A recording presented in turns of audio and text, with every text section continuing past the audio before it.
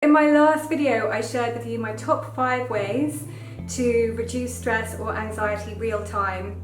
I'm now going to include the other 20 of resources that may help you. Number 1, spend time in nature. Being near water or sitting on grass is really soothing and grounding and can be great for the nervous system. Number 2, eat food that comes from the earth. This is also really grounding, like parsnips, potatoes, beets, carrots. Drinking warm soups and drinks and avoiding salads and cold drinks is great. Try to avoid eating chocolate, which is what I do sometimes. Much better is to switch it for a nice hot soup or a nice hot drink. Avoid caffeine and alcohol, that's number 3. Number 4, take a relaxing bath. This is a really great way to soothe your nervous system as well. Number 5, sighing. So sighing is associated with feelings of relief, and it can be a resetter of a regulated state. You can do this on your own, just go to the restroom and then just make a sigh sound. And you'll automatically feel much better. Put on a playlist that inspires you and brings out joy and makes you feel social. Humming, singing increases your ventral vagal tone. So singing requires breath control, which takes us out of shallow breath. You're in shallow breath often when you're feeling anxious. Singing in a group is even better as it adds the element of reciprocity, which is associated with the ventral vagal state. Chanting. So this stimulates the vagus nerve again through auricular pathways. Om in particular is an effective sound, even if you aren't Buddhist. Om. Savoring. Remember a positive memory and bring mindfulness to that event.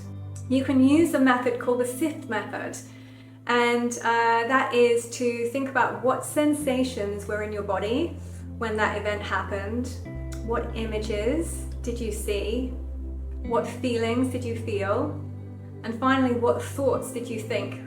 So each of that spells out SIFT. So for example, I feel the warm sand beneath my feet. I see a long stretch of white sand with turquoise blue sea and gentle waves. I feel happy. I feel at peace. And just connecting with that feeling, and doing a sigh as well, can definitely make you feel much better and less anxious. When savoring a memory, another thing you can do is to rub the inner part of your palm. So if you just take the inner part of your palm and you can just rub it like this.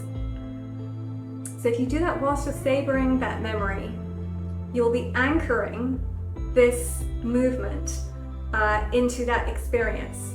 And then if you're in a meeting and you're feeling anxious, you can just rub the inner part of your palm to get you back into that state.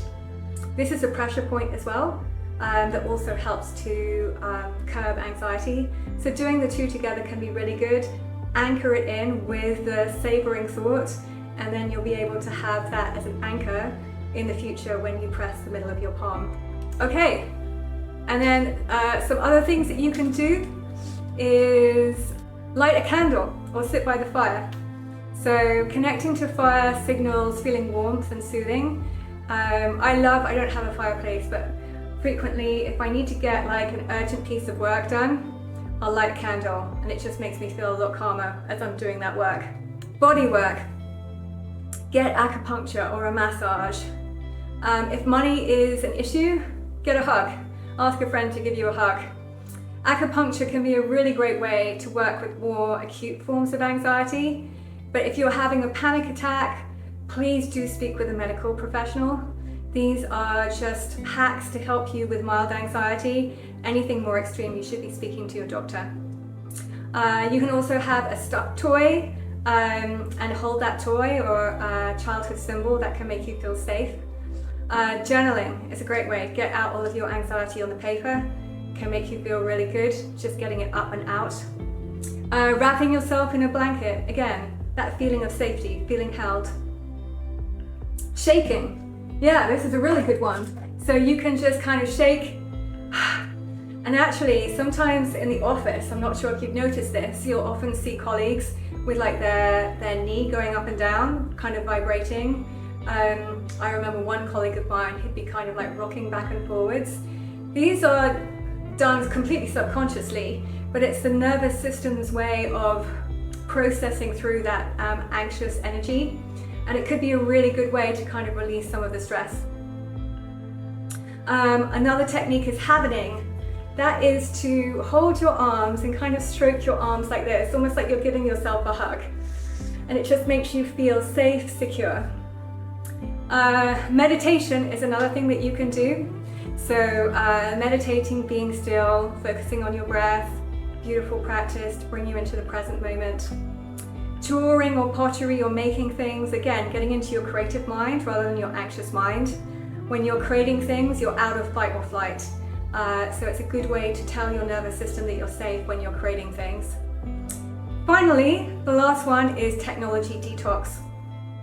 Often a lot of our stress is caused by all of the messages, the emails, the texts, WhatsApp messages, all coming in at once, and just turning off your phone, giving yourself back the control. You will respond to messages when you're ready, can just be huge in terms of like that feeling of overwhelm. So that concludes the list. I hope this has been helpful. I would love to hear what has landed with you. So if you can drop a note in the comments below about what your biggest takeaway was from these videos, I would really love that. And again, if you think this could help anyone that you know, please share it. You know, there's so many people going through anxiety, stress, or difficult situations, and being a good friend is sharing information that can help them on their journey. Thank you, everyone.